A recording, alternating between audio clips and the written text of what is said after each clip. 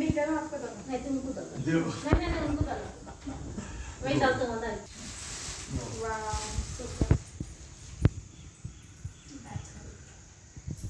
आप भी डाल लेती है माँ नहीं बा वो भी तुम्हें डालो ओके ये डाल लेना सर 네, 내가 샤디 까르모나 얼마나 찍어내서 जरा फेस है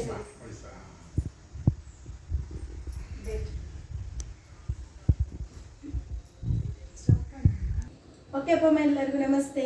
ಇವತ್ತಿನ ದಿವಸ ಬಂದ್ಬಿಟ್ಟು ಅಪ್ಪ ಮನೆಗೆ ಬಂದಿದ್ದೀವಿ. ಅವ್ರು 2 ಇಯರ್ಸ್ ಇಂದ ಈ ಜೇಡಿ ಹೆಲ್ತ್ ಬೆಡ್ನ ಯೂಸ್ ಮಾಡ್ತಾ ಇದ್ದಾರೆ ಮನೇಲಿ. ಅವ್ರಿಗೆ ಏನೆಲ್ಲ ಪ್ರಾಬ್ಲಮ್ಸ್ ಇತ್ತು, ಏನೆಲ್ಲ ಗುಣ ಆಗಿದೆ, ನೆಕ್ಸ್ಟ್ ಬಂದು ಇದು ಪ್ರಾಡಕ್ಟ್ನ ಏನಕ್ಕಾಗಿ ಬೈ ಮಾಡಿದ್ದಾರೆ ಅಂತ ಕೇಳೋಣ ಬನ್ನಿ ಅಪ್ಪ ಅಮ್ಮ. ನಮಸ್ತೆ ಅಪ್ಪ. ನಮಸ್ತೆ ಅಮ್ಮ. ನನ್ನ ಹೆಸರು ನಾರಾಯಣ್ ಸಿಂಗ್ ಅಂತ. ನನಗೆ 83 ವರ್ಷ. ಈಗ 2 ವರ್ಷದ ಹಿಂದೆ ನಾವು ಸೆರಾಕೇರ್ ಬಗ್ಗೆ ನಮ್ಮ ಸಹೋದರರು ದಶರಥ್ ಸಿಂಗ್ ಅವರು ಹೇಳಿದ್ರು. ಅಂದು ನೋಡೋಣ ಅಂತ ನಾನು ಫಸ್ಟು ಒಂದು ಟೆಸ್ಟ್ ಮಾಡೋಣ ಅಂತ ಹೋದೆ. ಅಲ್ಲಿ ನೋಡಿದ್ರೆ ಅಲ್ಲಿಯ ವಾತಾವರಣ ಮತ್ತು ಅಲ್ಲಿ ಇವರು ಟ್ರೀಟ್ ಮಾಡೋರು ಪ್ರತಿಯೊಬ್ಬರು ತುಂಬ ಸೇವಾ ಮನೋಭಾವದಿಂದ ಮಾಡ್ತಾಯಿದ್ರು. ಅದರಿಂದ ಯಾಕೆ ನಾವು ನೋಡಬಾರ್ದು ಅಂತ ಹೇಳ್ಬಿಟ್ಟು ನಾವು ಅಲ್ಲಿ ಜಾಯಿನ್ ಆದರು. ಏನಂದರೆ ನಮ್ಮ ಮೊದಲನೇ ಪ್ರಾಬ್ಲಮ್ಮು ನಮಗೆ ಸ್ವಲ್ಪ ನರ್ವ್ ಪ್ರಾಬ್ಲಮ್ ಇತ್ತು, ಹಾಗೆ ಕಾನ್ಸ್ಟಿಟ್ಯೂನ್ಸಿ ಸ್ವಲ್ಪ ಪ್ರಾಬ್ಲಮ್ ಇತ್ತು, ಸರಿಯಾಗಿ ಮಲಬದ್ಧತೆ ತೊಂದರೆ ಇತ್ತು, ಮತ್ತು ತಲೆನೋವು ಸ್ವಲ್ಪ ಬರ್ತಾಯಿತ್ತು. ಇದೆಲ್ಲ ಹೇಳಿದ ಮೇಲೆ ಅವರು ಅದಕ್ಕೆ ತಕ್ಕ ಹಾಗೆ ನಮಗೆ ಟ್ರೀಟ್ಮೆಂಟ್ನ ಕನ್ವಿನ್ಸ್ ಮಾಡಿದ್ರು. ಅದ್ರ ಜೊತೆಗೆ ಅಲ್ಲಿ ನಮಗೆ ಸೆರಾಕೇರ್ನಿಂದ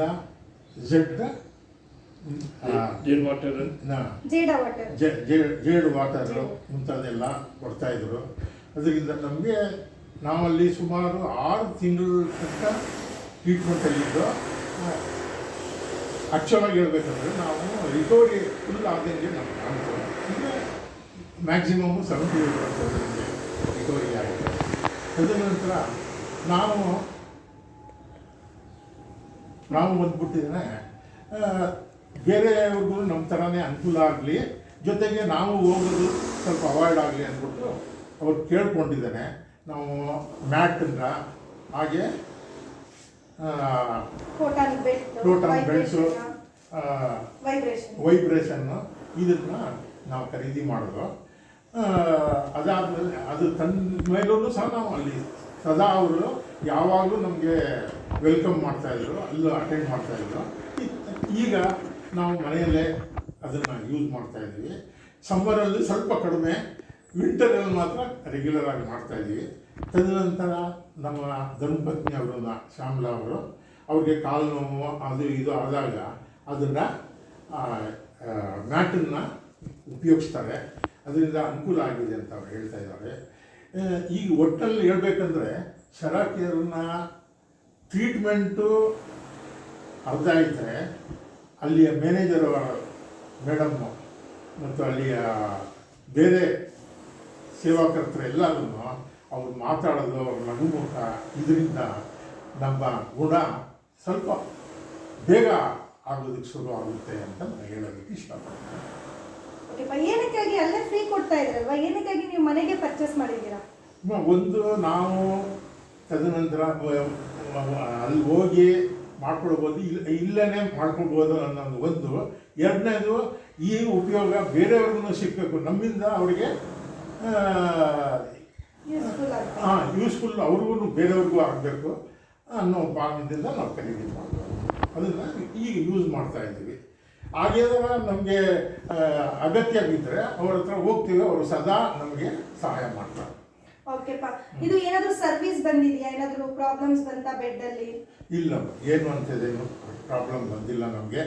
ಜೊತೆಗೆ ನಾವು ಸಹ ಅದನ್ನು ರಫ್ ಆಗಿ ಯೂಸ್ ಮಾಡ್ತಾ ಇಲ್ಲ, ನೀಟಾಗಿ ಮಗು ಥರ ಅದನ್ನು ನೋಡ್ಕೊಳ್ತಾ ಇದ್ದೀವಿ. ಯಾಕಂದರೆ ಅದನ್ನು ನಮ್ಮ ಚೆನ್ನಾಗಿ ನೋಡ್ಕೊಳ್ತಾ ಇದೆಯಲ್ಲ, ಅದನ್ನು ಚೆನ್ನಾಗಿ ಅದು ಇದುವರೆಗೂ ನಮ್ಗೆ ಏನೂ ಕಂಪ್ಲೇಂಟ್ ಇಲ್ಲದೆ ಇದಾಗ್ತಾ ಇದೆ. ಅವರ ಡೈರೆಕ್ಷನ್ ಪ್ರಕಾರ ನಾವು ಉಪಯೋಗಿಸ್ತಾ ಇದ್ದೀವಿ. ಓಕೆಪ್ಪ. ಇವಾಗ ನಿಮ್ಮ ಥರನೇ ಜಾಸ್ತಿ ನರ್ವಸ್ ಪ್ರಾಬ್ಲಮ್ ಅಲ್ಲಿರೋರು, ಪರ್ಸನಲ್ ಪ್ರಾಬ್ಲಮ್ ಇರೋರು ಸಫರ್ ಮಾಡ್ತಾ ಇರ್ತಾರಲ್ವಾ, ಅಂತ ಎಲ್ಲ ಅಪ್ಪ ಅಮ್ಮಗೆ ಏನು ಹೇಳಕ್ ಇಷ್ಟಪಡ್ತೀರಾ ನೀವು? ಸೆರಾಕೇರ್ಗೆ ಬರುವಂತ ಅಪ್ಪ ಅಮ್ಮಗೆ ಏನು ಹೇಳಕ್ ಇಷ್ಟಪಡ್ತೀರಾ? ನಾವು ಮುಖ್ಯವಾಗಿ ಹೇಳ್ಬೇಕಂದ್ರೆ, ಅವರು ಅಲ್ಲಿ ಇಲ್ಲಿ ಮಾತ್ರೆ ಅದು ಇದು ತಗೊಂಡು ದೇಹ ಕೆಡಿಸ್ಕೊಳ್ಳೋ ಬದಲು ಸೆರಾಕೇರ್ನ ಅಟೆಂಡ್ ಮಾಡಿ, ಅಂದರೆ ಪ್ರಾಂಪ್ಟಾಗಿ ಅಟೆಂಡ್ ಮಾಡಬೇಕು, ಅವ್ರು ಹೇಳೋ ಥರ ಅದನ್ನು ಪಾಲಿಸಬೇಕು. ಮಾಡಿದ್ರೆ ಅವ್ರಿಗೆ ಗುಣ ಆಗುತ್ತೆ. ಅದರಿಂದ ಅವ್ರು ಅಲ್ಲಿ ಸರಾಕೆಯರನ್ನು ಇನ್ಸ್ಟ್ರಕ್ಷನ್ ಪ್ರಕಾರ ನಡ್ಕೋಬೇಕು.